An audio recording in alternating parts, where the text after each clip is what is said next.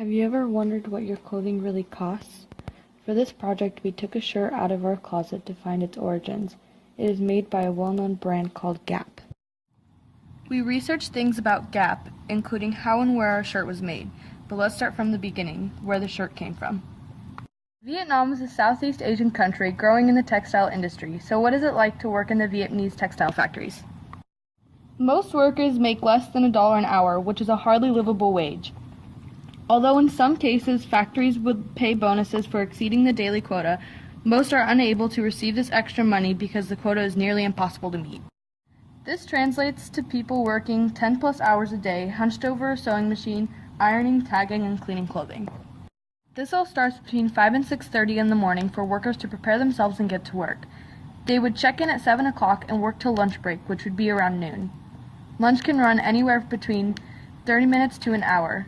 From there, they would go back to work till 5 unless they received overtime, which would be 2 to 4 hours more.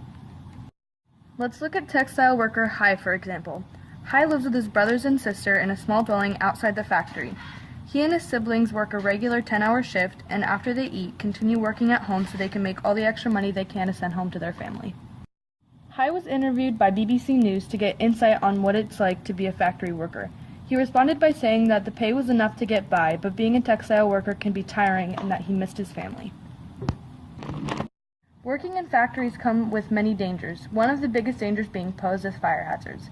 Many safety concerns also pertain to health issues, such as breathing fumes from the dyes in the clothing. An alarming 8.3% of Vietnam's entire population is undernourished. This means that many can't afford enough food. This is concerning for the health of many people.